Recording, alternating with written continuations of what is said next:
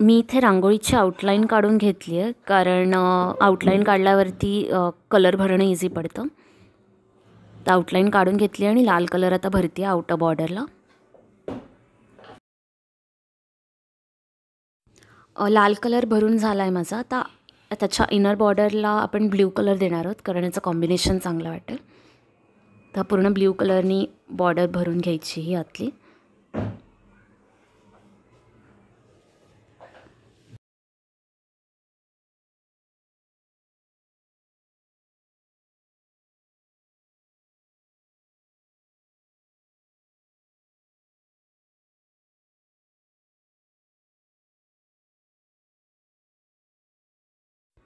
हा रिजन पूर्ण yellow कलरनी fill करायचा.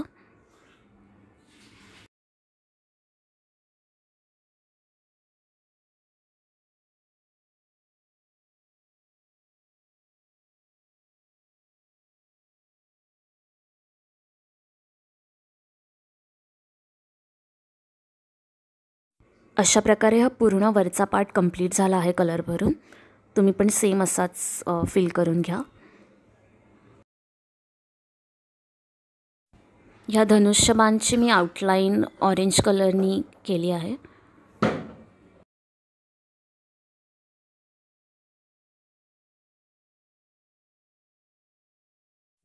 धनुष्यबाणची डिझाईन अशा प्रकारे तुम्ही करू शकता.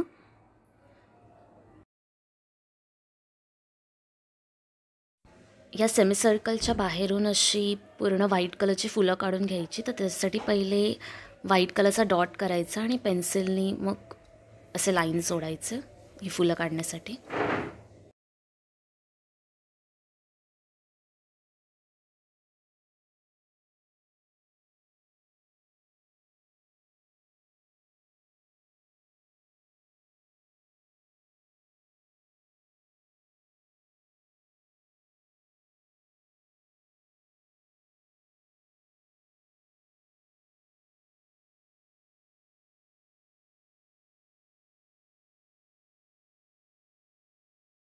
या सगळ्या व्हाईट फुलांच्या आतमध्ये मी असं ग्रीन कलरनी डॉट देणार आहे.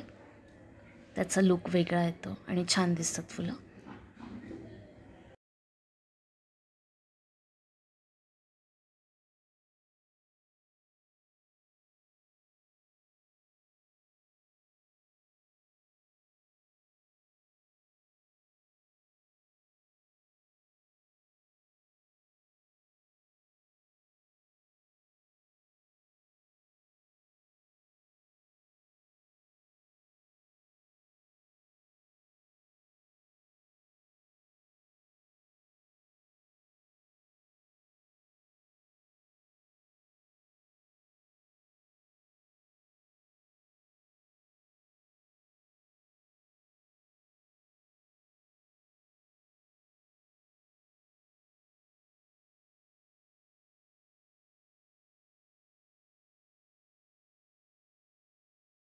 आपण वरती जशी डिझाईन केली तशी सेम आता मी या धनुष्यबाणच्या आतमध्ये करणार आहे, पण इथे मी मोठे फ्लावर्स काढणार आहे थोडे.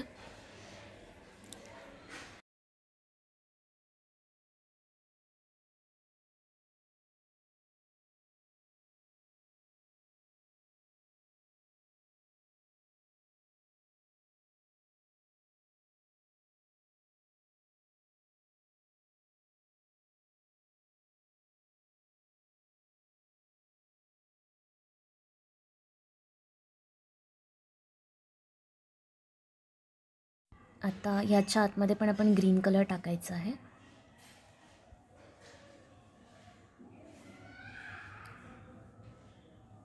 आणि त्याच्यावरून आता मी परत एक ऑरेंज कलरचा डॉट काढणार आहे.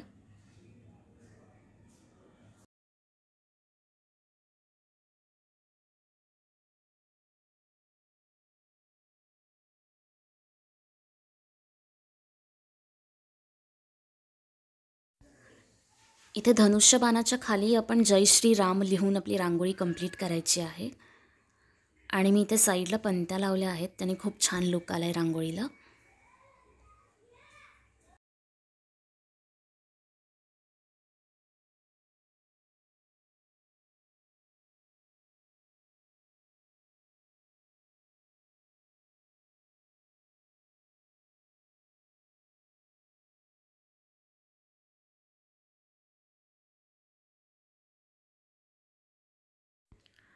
राम मंदिर स्थापना दिनाच्या मंगलमय शुभेच्छा. जर तुम्हाला ही रांगोळी आवडली असेल तर माझ्या व्हिडिओला लाईक करा आणि चॅनलला सबस्क्राईब करा. जय श्रीराम.